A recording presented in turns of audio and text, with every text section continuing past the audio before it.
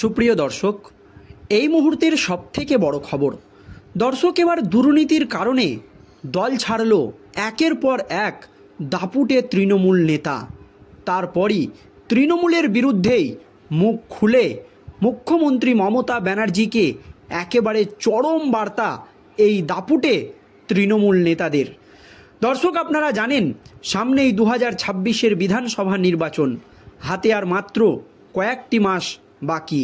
আর এই নির্বাচনকে কেন্দ্র করে শাসক বিরোধী দুই দলই যখন প্রস্তুতি শুরু করে দিয়েছে, তখন দুর্নীতির কারণে একেবারে জেরবার অবস্থা রাজ্যের শাসক দল তৃণমূল কংগ্রেসের। আপনারা জানেন শিক্ষক নিয়োগ দুর্নীতি থেকে শুরু করে গরু পাচার, কয়লা পাচার, রেশন দুর্নীতি, একাধিক দুর্নীতি ইস্যুতে একেবারে আষ্টে ফিষ্টে জড়িয়ে গিয়েছে শাসক দল। আর এবার দুর্নীতির কারণেই তৃণমূল ছেড়ে মুখ্যমন্ত্রী মমতা ব্যানার্জিকে একেবারে চরম বার্তা এই হেভিওয়েট তৃণমূল নেতাদের।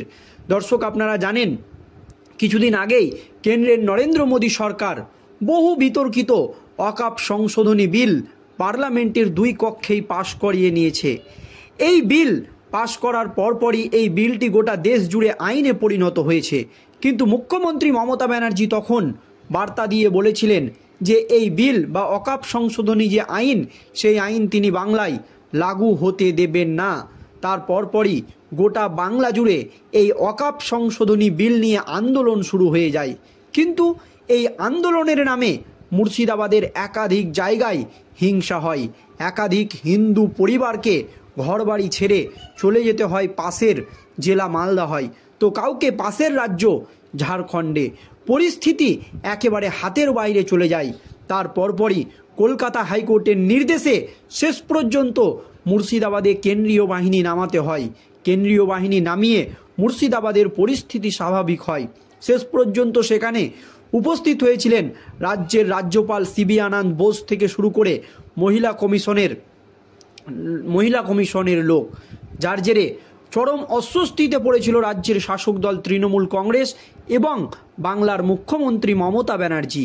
আর এই আবহে মুখ্যমন্ত্রী মমতা ব্যানার্জি যখন মুর্শিদাবাদ সফরে, তখন মুখ্যমন্ত্রী মমতা ব্যানার্জির মুর্শিদাবাদ সফরের মাঝেই একেবারে কেঁপে উঠল কালীঘাট।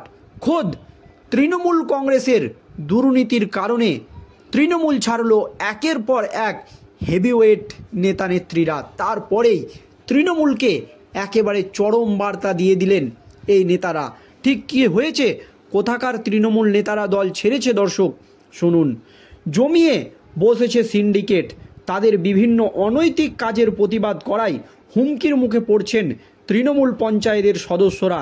এমনকি জব্দ করার জন্য তৃণমূলের এক পঞ্চায়েত সদস্যের শশার ক্ষেতে আগুন ধরিয়ে দিয়েছে খোদ তৃণমূলেরই নেতারা, কিন্তু কেউ কোনো ব্যবস্থা নিচ্ছেন না। এমনই সব অভিযোগ করে ইস্তফা দিতে চললেন হুগলির গুপ্তপাড়া 2 গ্রাম পঞ্চায়েতের 11 জন তৃণমূল সদস্য। তাদের দাবি, পঞ্চায়েতের উপপ্রধানের স্বামী এবং বলাগার পঞ্চায়েত সমিতির সহসভাপতি তাদের হুমকি দিয়েছেন। কারণ গুপ্তাপাড়া এলাকায় যত্রতত্র মাটি কাটা, জুয়ার আড্ডা, বোট চালানো এবং বালি পাচারের প্রতিবাদ করেছিলেন তারা। যদিও অভিযোগ উড়িয়ে দিয়েছে অভিযুক্ত দুজন, তাদের পাল্টা অভিযোগ তলে তলে বিরোধীদের সঙ্গে সম্পর্ক রাখছে ওই পঞ্চায়েত সদস্যরা। তবে এই পঞ্চায়েত সদস্যরা দাবি করছে যে ওই জেলায় বা ওই পঞ্চায়েতে একেবারে দুর্নীতিতে ছেয়ে গেছে। এই দুর্নীতির প্রতিবাদ করলেই তাদেরকে হুমকি দেওয়া হচ্ছে। বিদ্রোহী পঞ্চায়েত সদস্যদের দাবি, তৃণমূল এবং অসামাজিক কাজকর্মের ফলে এলাকার মানুষের প্রশ্নের মুখে পড়ছে তারা। সন্ধ্যা নামলেই এলাকায় বালি এবং মাটি পাচার চক্রের বাড়বাড়ন্ত শুরু হয়। এই সিন্ডিকেটের বিরুদ্ধে সম্মিলিতভাবে প্রতিবাদ করায় সমস্যায় পড়তে হচ্ছে তাদের। শুধু তাই নয়, এই সমস্যা নিয়ে গুপ্তিপাড়া পুলিশ ফাঁড়িতে অভিযোগ জানিয়েছিলেন তৃণমূলের ওই পঞ্চায়েত সদস্যরা। তারপরেও নাকি লাগাতার হুমকির মুখে পড়ছে সকলে। পুলিশ কোনো ব্যবস্থা নিচ্ছেন না ওই তৃণমূলের হেভিওয়েট নেতাদের বিরুদ্ধে। সেই জন্যই একেবারে ঝাঁক বেঁধে এই হেভিওয়েট তৃণমূল নেতারা এই সিদ্ধান্ত নিয়েছে। অভিযোগ, এক পঞ্চায়েত সদস্যের শশার ক্ষেতে আগুন লাগিয়ে দেওয়া হয়েছে। ওই পঞ্চায়েতের 11 সদস্য পদত্যাগ করবেন বলে সিদ্ধান্ত নিয়েছেন। সোমবার পঞ্চায়েত কার্যালয়ে সাংবাদিক বৈঠক করে তারা ওই সিদ্ধান্তের কথা জানান। 11 জনের বক্তব্য দলকে জানানো হয়েছে। দল যদি কোনো ব্যবস্থা না নেয় তাহলে বলাগার বিডিওর কাছে গিয়ে ইস্তফা দেবে। সেই কাগজপত্র তৈরিও হয়ে গিয়েছে। পঞ্চায়েত প্রধান মানিক ঘরামির অভিযোগ, পঞ্চায়েতের অনেক বিষয় আছে যেগুলি প্রধানকেই জানানোই হয় না, আমায় না জানিয়েই এই সব কাজ চলছে। পুরো ঘটনাটিতে অস্বস্তিতে স্থানীয় তৃণমূল নেতৃত্ব। হুগলির শ্রীরামপুর সাংগঠনিক জেলা তৃণমূলের চেয়ারপারসন অসীম পাত্র বলেন, দলের সভাপতি বা আমাকে এই বিষয়ে কিছু জানানো হয়নি। আমি খোঁজ নিচ্ছি, আশা করি বিষয়টি মিটে যাবে। তবে জমিয়ে বসছে সিন্ডিকেট, তাদের বিরুদ্ধে অনৈতিক কাজের প্রতিবাদ করায় হুমকির মুখে পড়ছেন এই তৃণমূলের সদস্যরা। এমনকি জব্দ করার জন্য তৃণমূলের এক পঞ্চায়েতের শশার ক্ষেতে আগুন ধরিয়ে দিয়েছে এই সিন্ডিকেট প্রাপ্ত এবং দুর্নীতিগ্রস্ত তৃণমূলেরই নেতারা, কিন্তু কেউ কোনো ব্যবস্থা নিচ্ছে না তাদের বিরুদ্ধে। পুলিশে অভিযোগ করেও তাদের বিরুদ্ধে কোনো কাজ হচ্ছে না। এই রকম সব অভিযোগ করে ইস্তফা দিতে চলেছেন হুগলির গুপ্তাপাড়া 2 গ্রাম পঞ্চায়েতের 11 জন তৃণমূল সদস্য। তাদের দাবি, পঞ্চায়েতের উপপ্রধানের স্বামী বলাগড় পঞ্চায়েত সমিতির সহসভাপতি তাদের ব্যাপক হুমকি দিচ্ছে। কারণ গুপ্তিপাড়া এলাকায় যত্রতত্র মাটি কাটা, জুয়ার বোট চালানো, ব্যাপকভাবে বালি তুলে পাচার করে দেওয়া, এই সমস্ত জিনিসের প্রতিবাদ করেছিল এই তৃণমূল নেতারা। সেই জন্যই তাদেরকে কিন্তু বারবার হুমকি দেওয়া হচ্ছে।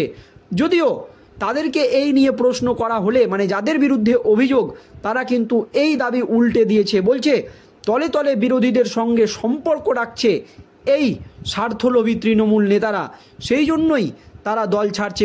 কিন্তু অপরপক্ষে তৃণমূলের দাবি বা তৃণমূলের এই 11 জন সদস্যের দাবি যে এই দুর্নীতির প্রতিবাদ করতে গেলেই তাদেরকে হুমকির মুখে পড়তে হচ্ছে। পুলিশকে ফোন করে জানালেও এবং পুলিশের কাছে যে লিখিত অভিযোগ দায়ের করলেও কোনো কাজ হচ্ছে না। এমনকি তাদের ক্ষেতে আগুন ধরিয়ে দেওয়া হচ্ছে।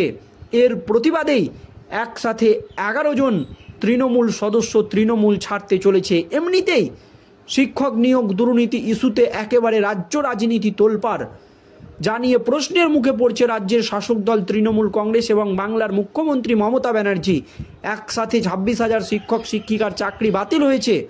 এই আবহে আবারও বালি পাচার থেকে শুরু করে জুয়ার আড্ডা, সিন্ডিকেট, একাধিক অভিযোগ করছে খোদ তৃণমূল নেতারাই, এবং সেই সমস্ত বিষয় নিয়ে কোনো পদক্ষেপ করছে না পুলিশ। পুলিশের কাছে অভিযোগ জানাতে গেলে ঘুরিয়ে তাদেরকেই হুমকি দেওয়া হচ্ছে। আর এই কারণেই এবার তৃণমূল ছাড়তে চলেছে ঝাঁকে ঝাঁকে দাপুটে তৃণমূল নেতা। দর্শক, এই নিয়ে আপনাদের মতামত আপনারা কমেন্ট বক্সে জানাবেন। ধন্যবাদ।